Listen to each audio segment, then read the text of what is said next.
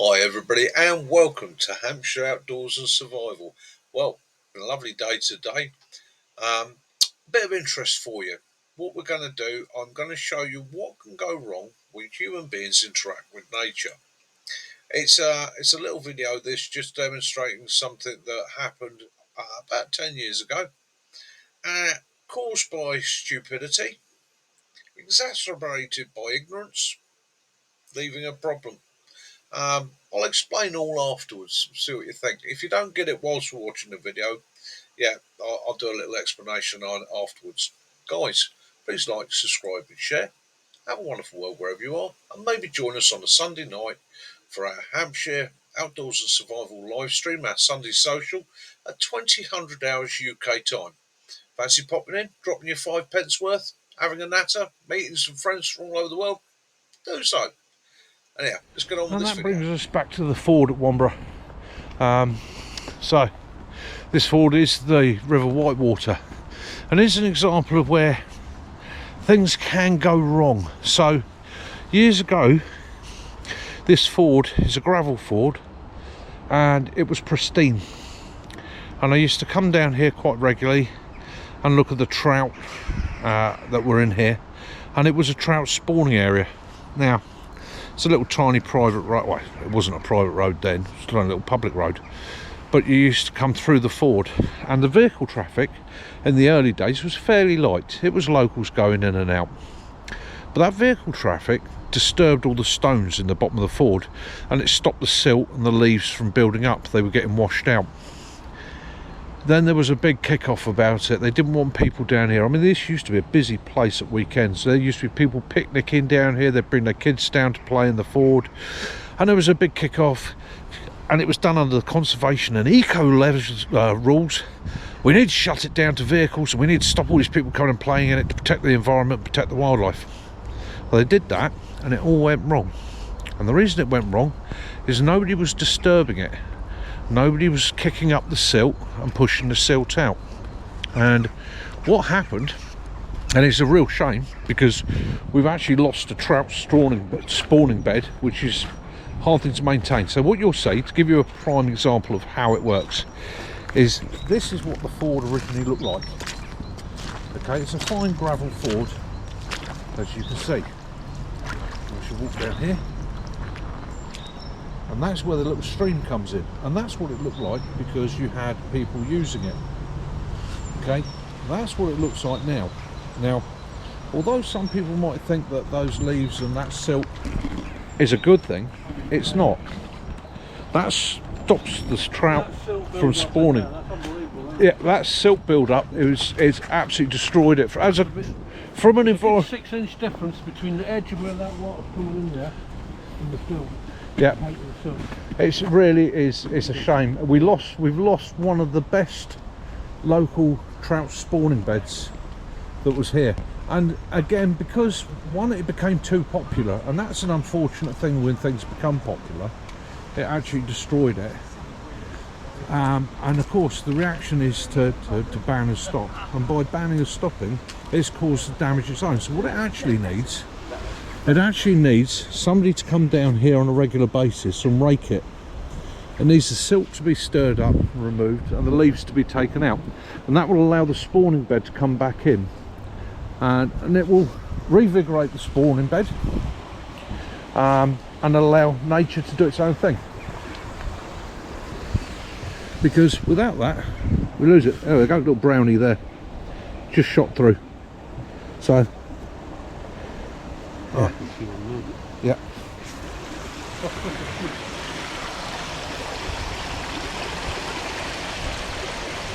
And again, as you can see, where you have a bit of current, it keeps the bed alive. But where you don't have the current, you just get this build-up of leaves and muck, which is of no use to nature at all. And in the summer, when the flow drops off on this, those leaves just spread out, and the silt just spreads out. It's a real shame. I remember you used to be able to see so many fish when you came up into this area here. Yeah. Even on a Sunday, when the little green over here was packed with people coming down to enjoy it. There's always fish in here. Yeah, there's always fish. Silt build up in here, man. Yeah. That is unbelievable, isn't it? It's just toxic, isn't it? It's just toxic. Stupid. Yeah. And again, it's one of those, isn't it?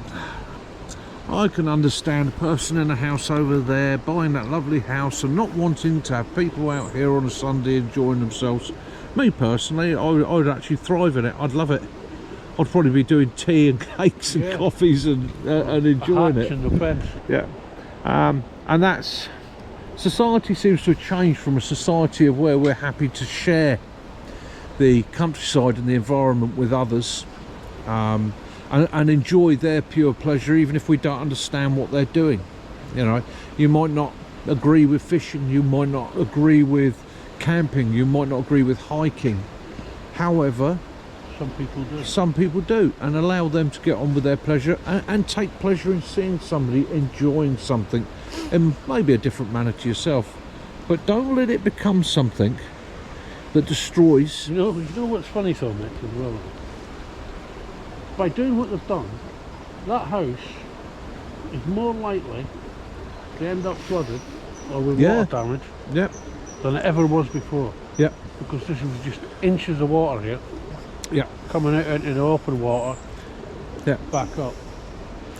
So if you look at the levels, water's got to go somewhere. Yeah, and I agree. One of the problems that caused this was the advent of the popularity of 4x4s, and it became a spot that they all wanted to come down to and race through. Clean the motors. Yeah, which was never what it was. This is an ancient Ford. This has been here as a Ford for 1,000 years as a way of crossing this river.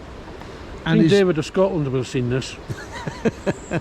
And in becoming that Ford, the gravel bed became a spawning ground. We'll edit that down. Just thought you might be interested in that. That's the Ford Warnborough Odium in Hampshire. We'll have a bimble through. And again, I try and see both sides of every story.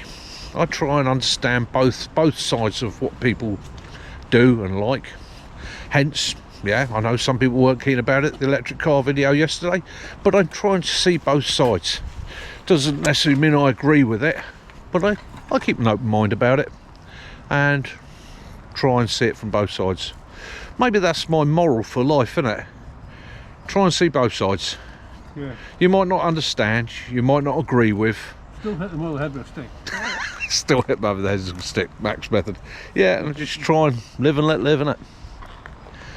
I mean, this little green here, used to be cut by the parish all the way back there, and people would park in the lane here, which was a problem, and the picnic there. And you imagine a summer's day with this Ford all just clean gravel, and you used to have, there'd be 20 or 30 kids out there when they're playing in it. Mums and dads, mums and dads enjoying it. Right, there we go. Used to be one of my favourite spots. I used to bring my boys out here when they were young, and they enjoyed it. Mac brought his daughter out here when she was young, and actually used to come out here as families, picnic on the green there, and the kids used to have a whale of a time. Okay, so Great little place. yeah. So guys, that was just a little bit of video, a bit of local knowledge and history. That little Ford used to be a stunning little place, and again, years ago, before it became really popular with the 4x4s and that, it was somewhere where really pretty much only locals knew about it, and they would go there, picnic on a Sunday. The kids would play in the Ford, people would walk their dogs down there. There'd be local horse riders would bring their horses down there to walk them through the water and cool their feet. And it was a beautiful spot, absolutely stunning.